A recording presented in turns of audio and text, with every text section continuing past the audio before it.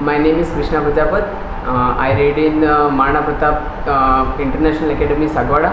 I got 98.80% in class 12th, and my stream is math science.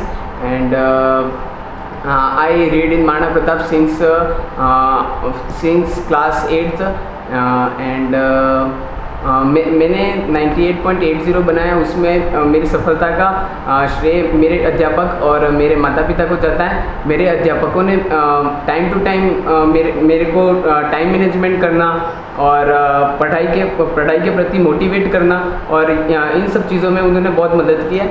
जैसे कि हमारे कई टीचर्स हैं, उन्होंने time to time pre boards लिए, यूनिट टेस्ट लिए, और उनमें उन्होंने मुझे मेरा एनालाइज़ किया। हर हमेशा उन्होंने मेरा एनालाइज़ किया और मुझे बताया कि मैं कहाँ पर चूक रहा हूँ और कहाँ पर मेरी ग्रोथ हो रही है।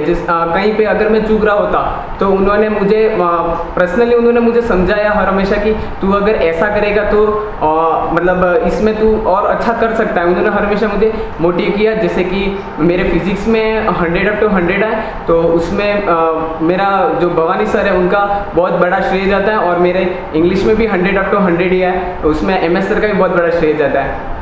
मेरे फिज़िक्स में फर्स्ट में मुझे बहुत दिक्कतें होती थी, मुझे न्यूमेरिकल करने में बहुत दिक्कत होती थी, तो उसमें हर हमेशा सर ने एक्स्ट्रा एफर्ट मेरी प्रति एक्स्ट्रा एफर्ट लगाए। उन्होंने जो NCERT के जो NCERT के जो न्यूमेरिकल्स थे वो तो कराए ही सही, लेकिन उसके साथ साथ उन्होंने बहुत सारे एक्स्ट्रा क्वेश्चंस भी दिए, एक्स्ट्रा इंपॉर्टेंट क्वेश्चंस भी दिए, और जिन्होंने मुझे एग्ज़ाम टाइम में बहुत ज़्यादा सपोर्ट किया। और इंग्लिश में भी मुझे हमारे सर ने MCQ में मोर देन 500 MCQ लिखवाए थे, उन्होंने भी बहुत सारे हेल्प की। उस 500 MCQ में ही सारे MCQ भी हमारे अंदर पेपर में पुटअप हो गए थे।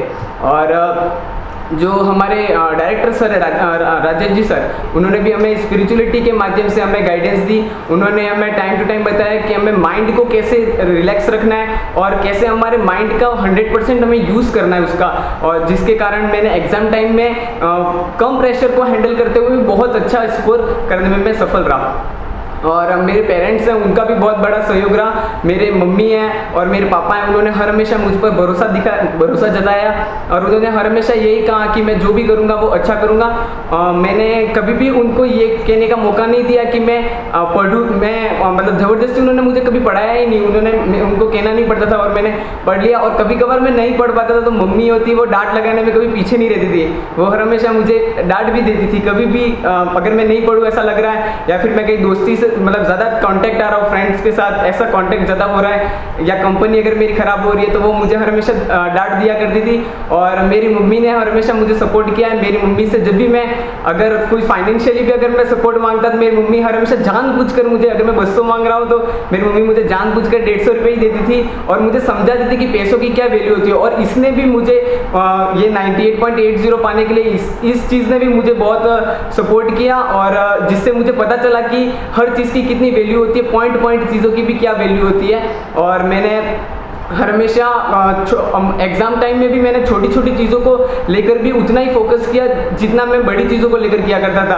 अगर हमें एग्ज़ाम टाइम में, अगर एग्ज़ाम पेपर में अगर हमको अच्छा स्कोर करना है, तो हमें ना केवल बड़े क्वेश्चन है जैसे 5 मार्क्स के क्वेश्चन है या 3 मार्क्स के क्वेश्चन है, उस पर तो उतना फोकस करना ही है, लेकिन साथ ही में हमें MCQ और फिल इन द ब्लैंक्स में भी ज़्यादा फोकस करना है। क्योंकि एग्ज़ाम जो पेपर चेक करने वाले होते हैं वो डायरेक्ट जो मार्क्स होते हैं वो अपने रिड्यूस MCQ और फिल इन द ब्लैंक्स में होते हैं। जो बड़े क्वेश्चंस होते हैं उसमें तो एग्जामिनर अपने को मार्क्स होते हैं वो कुछ भी करके थोड़े बहुत मतलब 1-2 नंबर तो दे ही देता है, लेकिन जो MCQ fill in the blanks है उसमें वो रिड्यूस कर लेता है। और जो मेरे जूनियर्स हैं और मेरे जो जूनियर्स और मेरे कलीग्स हैं उनको मैं यही संदेश देना चाहता हूँ कि अगर आपको किसी भी चीज़ में चाहे वो पढ़ाई के रिलेटेड हो या कोई आपका जो पैशन है उसके रिलेटेड अगर आपको आगे बढ़ना, तो आपके पास 3 चीज़ होनी चाहिए। फर्स्ट होनी चाहिए पेशेंस, सेकंड कंसिस्टेंसी, और थर्ड हार्ड वर्क। अगर आपके पास पेशेंस नहीं है, अगर आप किसी और को देखकर, आपसे जो सुपीरियर है उसको देखकर आप तुरंत डिमोटिव हो जा रहे हो और आप सोच रहे हो कि मैं तुरंत सारा ध्यान एक ही साथ कलेक्ट कर लूँ, तो ये इम्पॉसिबल सा चीज़ है। आपको पेशेंस रखना ज़रूरी है। अगर पेशेंस नहीं होगा तो आप